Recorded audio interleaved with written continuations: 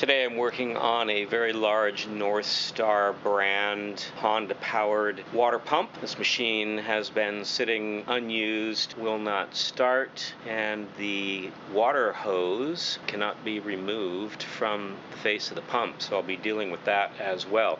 I will take you through the process of diagnosing and repairing it.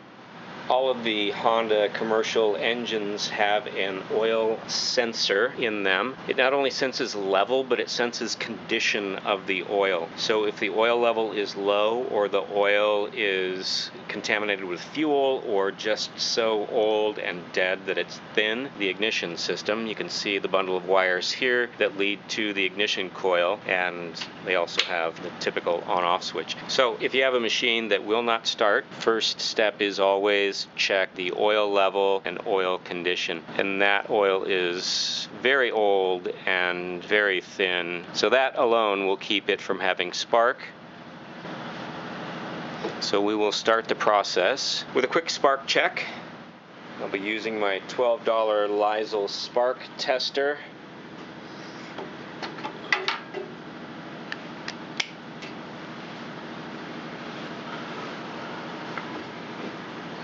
Let's see if we can see an orange blinky light.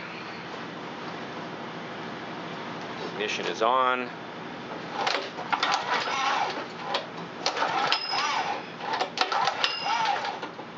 I'm seeing orange blinky light. That's a good sign. The customer has the pull start assembly on in the wrong position. Probably makes it easier to start where it's located for them, but it makes it very difficult for me to work on. So I will take a moment and clock this correctly so that the handle is facing towards the carburetor, and I can operate the machine all from one side.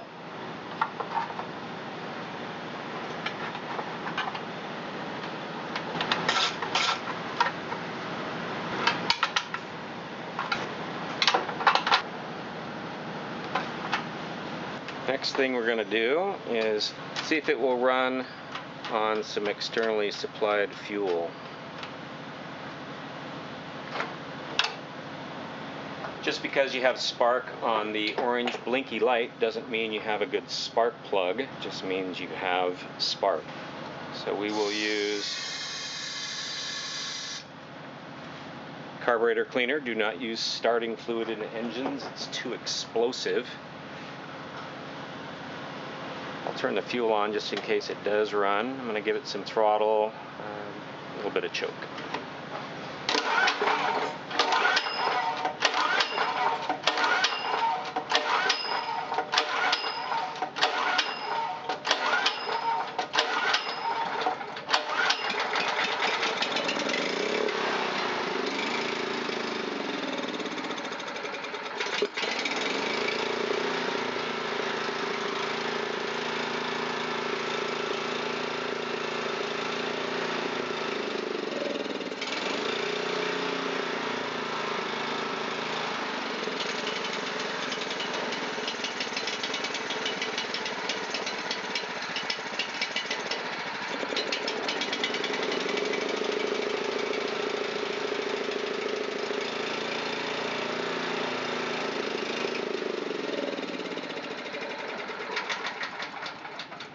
Okay, so we know we have a running machine. I can smell the old fuel coming out of the exhaust. What I'm attempting to do when I pull on full choke with the engine running at full speed, and then I added my hand partially over the throat of the carburetor, is to create a tremendous amount of suction inside the carburetor that draws through any crud that might loosely be in the carburetor. And sometimes you'll get a carburetor to clean itself up like that. So that's a little trick that will work and get you back in business without a teardown. It did not work on this machine. It still dies when the choke is turned off. So the idle circuits and probably the main jet in this machine are clogged. So we will take the carburetor off and clean it. Fortunately, on these GX270 engines, the carburetors are physically large enough. They are always cleanable. I don't think I have ever replaced one. One of the challenges to working on generators that are in these frames or water pumps that are in these frames is you can't get the carburetor off because this air intake housing hits the frame. So the machine has to be unbolted from the frame in order to be able to rotate the machine this way and get that cover off, and then you can get the carburetor off. So what I'm going to do is see if I can cheat just a little bit. I've turned the fuel off, and let's just take a peek at what the bowl looks like. This is a 10mm box end wrench to do this, not a pair of pliers, please. Oh yeah. Lots of old fuel chunks and actual dirt from the field this thing sets in. Okay, a little spray with Berryman Chem Tool and a wipe down, and the bowl is clean. Now let's see what we can do with the main jet because it's nicely exposed. The main jets have a hole in the center that is the diameter of the red straw for these cans, so we can blast through it from the bottom. And when you hear that dull echo of spray moving through the whole carburetor up into this plastic housing, pretty reasonable chance that the passages in the main jet and the emulsion tube above it are clear. I'm going to follow that up with compressed air. Okay, let's give 130 psi of air pressure a shot.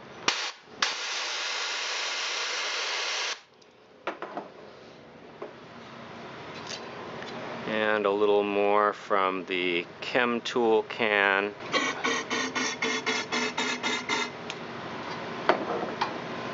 And some more air.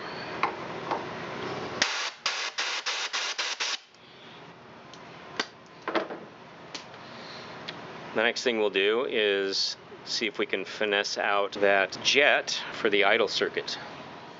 The challenge to this carburetor is going to be that the idle jet is pressed in and it's below this front mounting stud.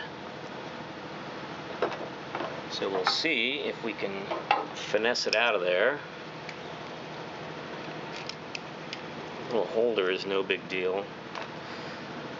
I'm going to use a couple of dental picks and see if I can't get under it and lift it.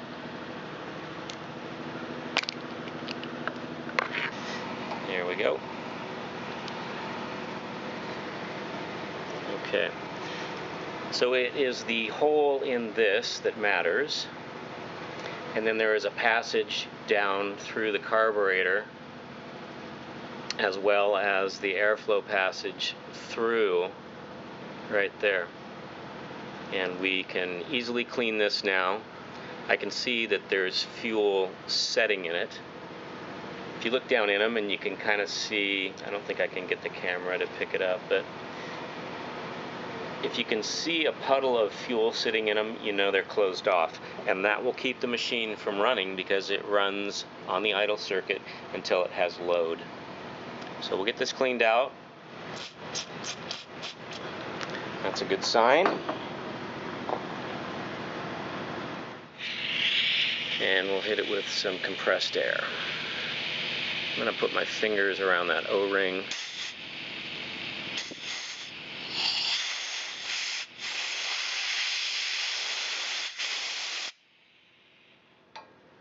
Okay, that's all clean. So we'll set that aside and blow down through that center channel. What we're looking for here is that we have fuel coming out the bottom of the carburetor.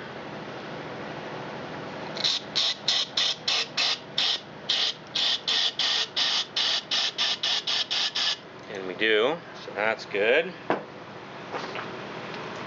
Let's follow that up with some air pressure.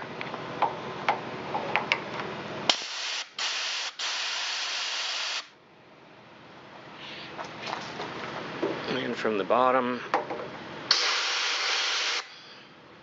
So let's put the carburetor back together and give it a test. I want to be really careful about the O-ring on that little jet, so it's going to get some tri-flow both on the O-ring and on the bore that it fits down into.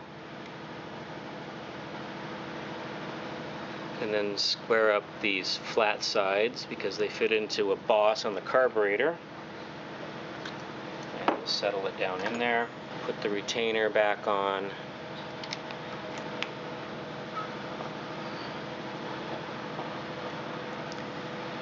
And then very carefully start the throttle stop screw with almost no pressure. I just want it to start threading in. I don't want to put pressure on it and cross thread it. And it only goes through to the other side, just a few threads sticking out. So you can look down over the top of it and see where you're at there. The throttles don't actually run on that throttle stop, so it's okay.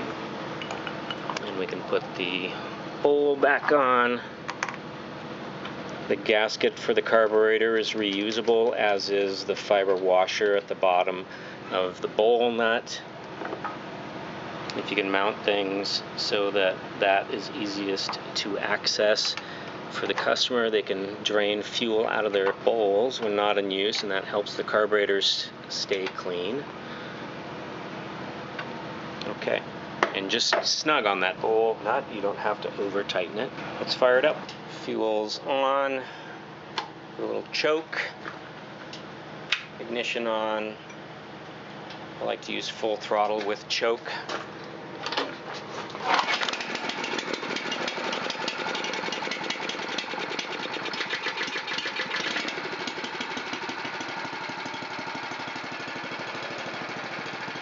There's a nice idle.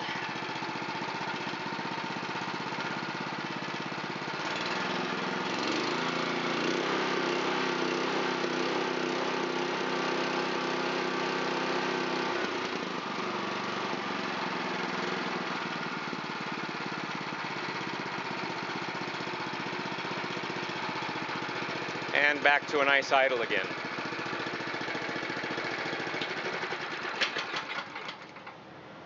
Alright, I'll put this back together, do an oil change on it, and it will be ready to go. Thanks for watching me do a cheat carburetor clean. I hope this helps you out.